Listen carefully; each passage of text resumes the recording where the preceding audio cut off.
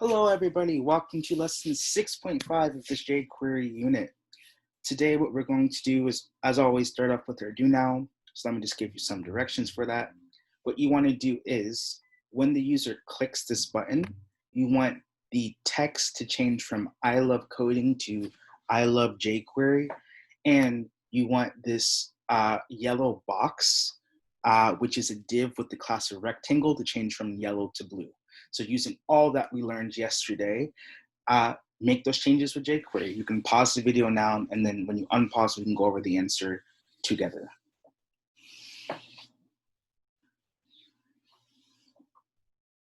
Okay, you can unpause now, or you have unpaused now. Let's go over the answers. So you notice how they've given us no code? That's because we're ready for it. We're ready to have no starter code and just to do this all by ourselves. And if you don't feel ready, you definitely will by the end of today. You'll be working towards that. So let's start off.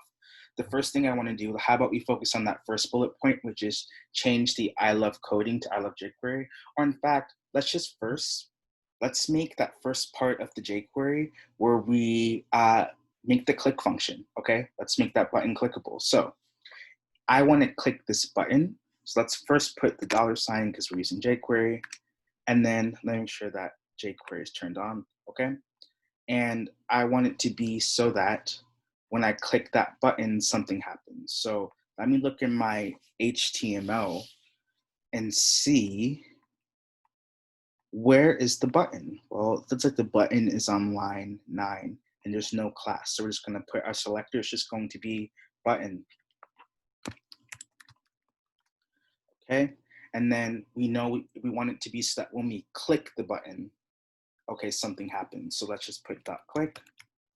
And then this is our first time writing without any starter code. So there might be some aspects that you might forget. One thing that, like, little things about the syntax. One thing I heavily suggest is that you check your reference table. It's in Google Classroom in most classes, and if it's not there, it might have been sent out to you. I'll post it in the description for this video, but always look at the reference table. Coders reference things all the time. It's hard to remember all the little semicolons and dots and this and that. It's hard to remember all those things. So please reference those materials, right? But usually after the .click, we're gonna put function, and then you put one parenthesis like that, one parenthesis like this, and then a bracket, okay? So, and let's just end it too. I like to end things after we start them, okay? So the first thing we want to do is change the I love coding to I love jQuery, okay? So first things first, if we want to change that, what's going to be our selector? Like, what are we changing from the HTML? So let's look in HTML and figure out, where is I love coding? See it on line 7 here. Okay, it's a div and it has a class of sentence. So let's put a $sign because we're using jQuery. And this is going to be a selector .sentence because that's what we're trying to change, the text of that sentence, that div tag. Okay. Now, if I'm trying to change the text of something, which jQuery action should I use? Yep, .text, as the name suggests, okay? I'm going to use .text in order to change the text of this. And what am I changing the text to? It says I love coding. What am I changing the text to? Yep, I love jQuery. So let's write that. I love jQuery, which I hope you do. I think jQuery is really cool. And let's see if this works. When I click the button, does it do that? And it does. It changed I love coding, I'll show you that again, to I love jQuery. So we're not done yet. We also were asked to change the background color of the div, okay? So let's work on that. Remember, within a single button, we can do more than one thing. So let's keep this within the same space, okay? On a new line. So I want to change the background color of the div that is currently yellow to blue. So let's first go into HTML and see, where is that div even? And if I look in the HTML, there's a div with the class of rectangle, and that is this yellow square. So let me put, that's gonna be my selector right there. I'm gonna put dot rectangle, that's my selector. That's what I'm changing about the HTML. And I wanna change the background color, which means I wanna change the CSS. What is the jQuery action that I use to change the CSS? Yep, .css. We learned that in lesson 6.4. And I want to change the background color, right? So remember, we have to add the arguments that are going to change the background color, okay? In CSS, what is the property for changing the background color of something? Yeah, it's background color, right? Just make sure you have the hyphen in there, okay? And then in CSS, we need the value, and we're changing it to blue, so all we write for the value is blue. So now when I click this button, right, two things should happen. The text should change to I love jQuery, and that yellow rectangle should be blue. And voila, there we did it. You see, we didn't have a lot of starter code, but we got through it. Once again, I highly encourage you, even if you're really experienced with these things, to go ahead and check the reference table or look at past pop codes that you've done. It's okay to reference these things if you forget certain details like, oh, I need a bracket here, or oh, I need a backwards parenthesis here, I need a semicolon there. It's okay to do reference your past work or the reference table or to Google it, right? In order to make sure that you have the correct syntax. But very well done. So today, what we're going to do, we're going to put so many things together today, and then also learn some new things. So coders will write event handlers that allow the page to respond when a user interacts with it, which sounds kind of vague, but we're going to learn some new event handlers, some new events, and we're going to practice writing out all of that code without any starter code by ourselves. And some vocabulary is event, event handler, double click, mouse enter, mouse lead, and hover. Blah, blah. Okay, let's do a quick syntax review since that do noun, we had to do a lot of that syntax by ourselves, right? So right here, okay, we have the dollar sign. The dollar sign is what turns on jQuery, but which is super important. But right here we have the button where it says button. What is that called? It's also true for where it says image or img. So that's something that we're taking from HTML and we're changing. What is that called in jQuery? Okay, it's the selector. These are the selectors. That's what we're changing by HTML. Okay, let's go to the second part where it says dot click, right? That's what I as the user am doing. What is that called? What you as the user do, your input. Yes, it's the event. The event is what the user does.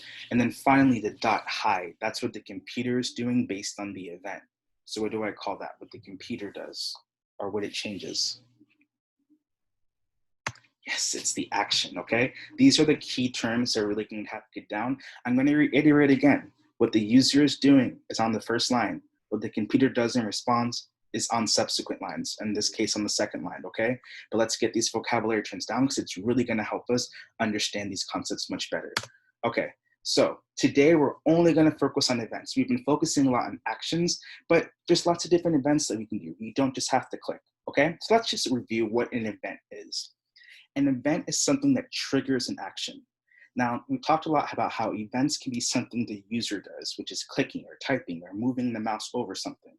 Although they can also be, and we haven't talked about this as much yet, something that happens in the browser. So sometimes, for instance, when the page is done loading, that will be the event which triggers something to happen. But we're really only going to focus on that first bullet point, which is what the user is doing. And that is the event. That is what triggers something to happen.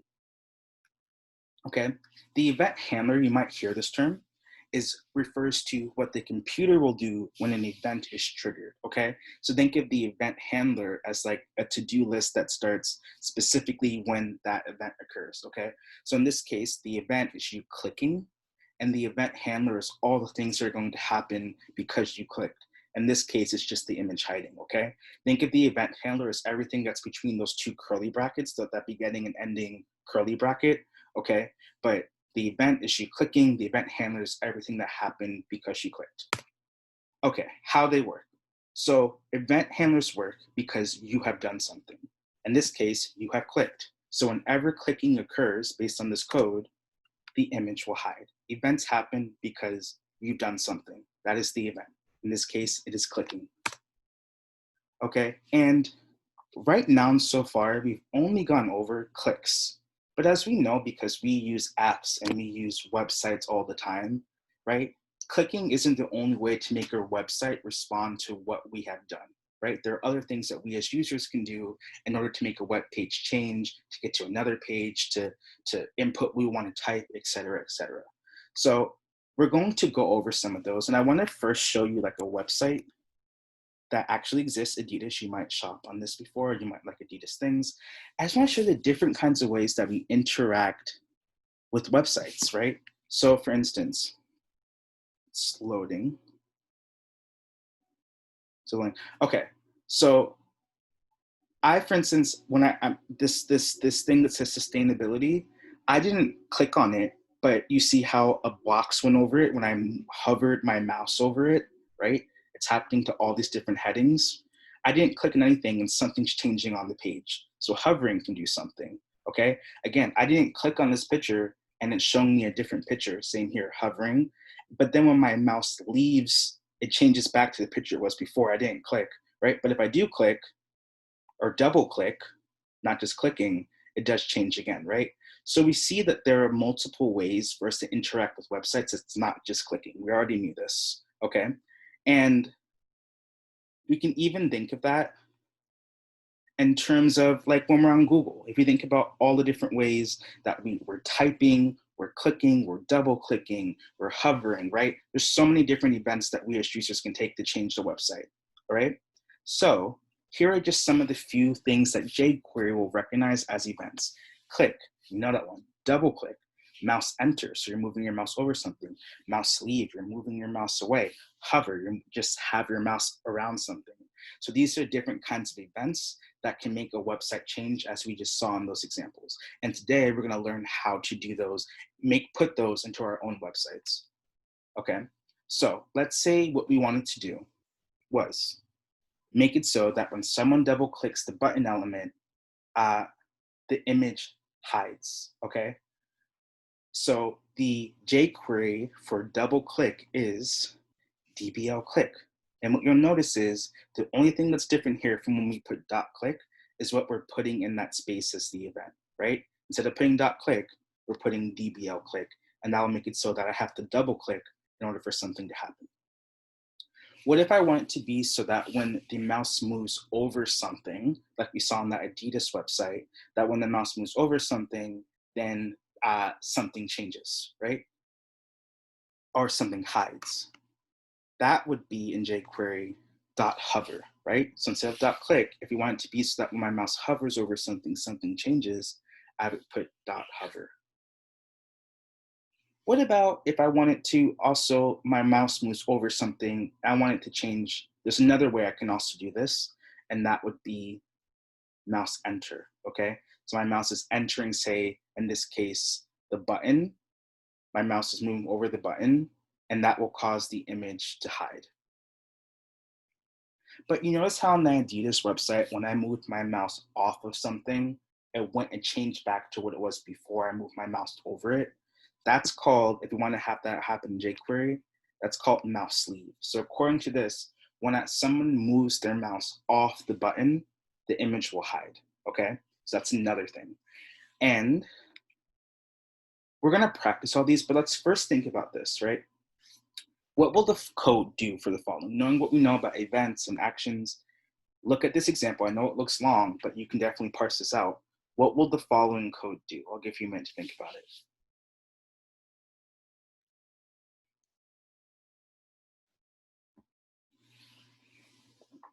Okay, so what this will do is, let's look at it. So the first thing there says that when you click the element with the class of target, it's going to make the text say click faster. But then looking at that second part, it says when I double click that same element with the class of target, then it's going to say perfect, right? So here we have two different events happening.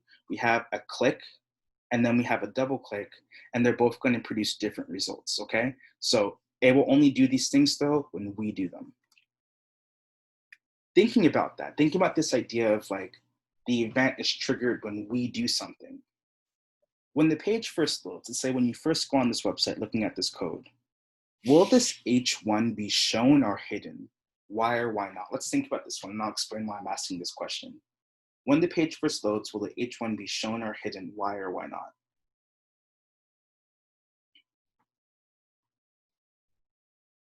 So the answer to this one is when the page first loads, the H1 will not be hidden. The H1 will be shown.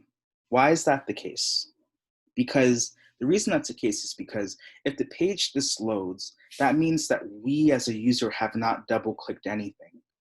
And because this code is saying that when you double click, the H1 will hide, we need to do that. We need to double click in order for that to happen. So this is just to stress the idea that events happen because we as a user are doing something, okay? In this case, I need to double click that button in order for the H1 to hide, right? However, it's also important to note that sometimes we can write actions that can occur outside of a click handler, okay? So I want us to look at this example, which looks different than things that we've seen before.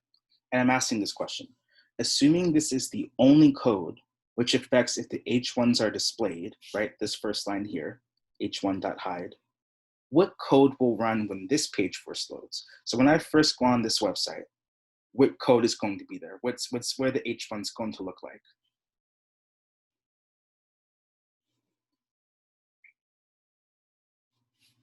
Okay, so based on this code, when I first go onto the website, the H1s are going to be hidden. I'm not going to see them. And I'm not going to see them, in fact, until I double click. The reason that's the case is because this first line, h1.hide, is outside of the click handler. Okay, it is outside of this button click or button double click function. So that means that the H1s will be hidden until I double click the button and then they'll be shown. So just be mindful that sometimes there might be things outside of the click handler which cause things to be hidden or shown or any number of things, okay? And just so we understand the difference between an event and an action, the last CFU I have for you all is this an event handler or an action, and how do you know? Let's think about that.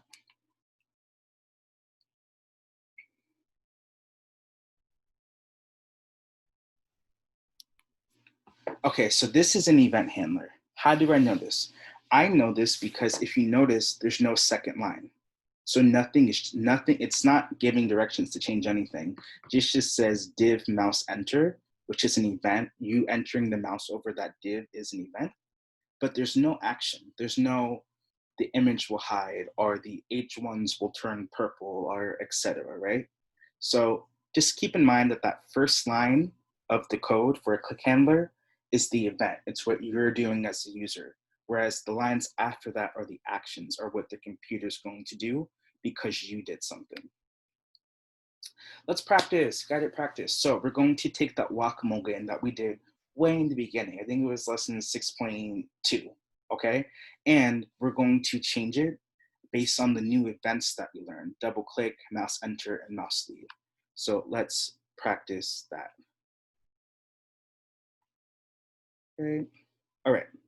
So let's look at the directions. It says, your yard is infested with moles again. So we're going to use jQuery to solve that problem. The first thing says, use double click to make mole 1 disappear when the user double clicks on it.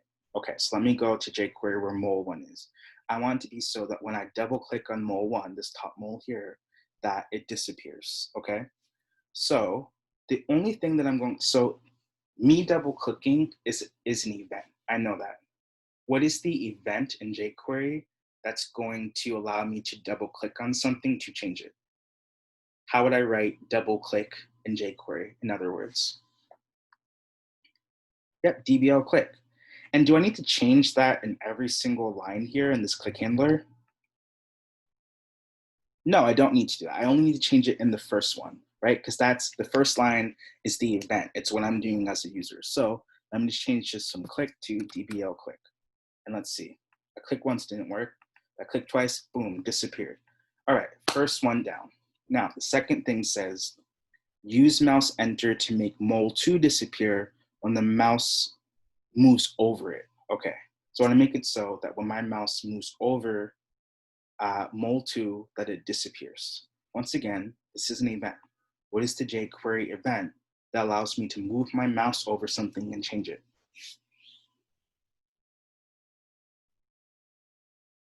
Yeah, how about we use mouse enter, okay? One key thing here, let's make sure that we're spelling these like the way they're supposed to be spelled. these events don't have camel casing, so it just, the second E doesn't need to be capitalized, it's just mouse enter like that. Let's see what happens now when I move my mouse over mol2. It disappeared. So double click, mouse over, okay, very nice. And now finally, use mouse sleeve to make the third mol disappear when the mouse moves away from it. So I want to make it so that when I move my mouse off of mouse 3, that it disappears. So what jQuery event am I going to use on the third mol? Yep, mouse sleeve. Mouse sleeve. Okay. And it's gone. And it's gone. Double click, it's gone. Okay. So that's all that's it. If you want to change the event to double click or hover or mouse sleeve or mouse enter, you're just changing that event in the beginning. Where you would put click before, if you want to change it to something different, have a different way of interacting with the website, you would change it there. Okay. So now what you're going to do for independent practice is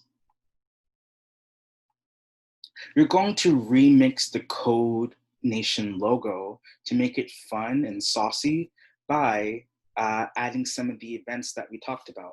So one note to keep in mind about this logo is about this activity is that the logo, the Code Nation logo, will not appear until you complete the first step. So make sure that you're following the directions for this first step in order to make the logo appear in the first place. Like right now, if I press start, nothing happens. You need to make that happen, okay? So this is a really fun activity. It will be really cool when you complete all the different events at the end and submit that, but then also submit the exit ticket. There are 3 questions for you to submit here to practice the skills we went over today. And with that said, very nicely done. You're writing these click handlers by yourself, which is great. You're working towards that. And I will see you when we go over the Unit 6 project. Bye.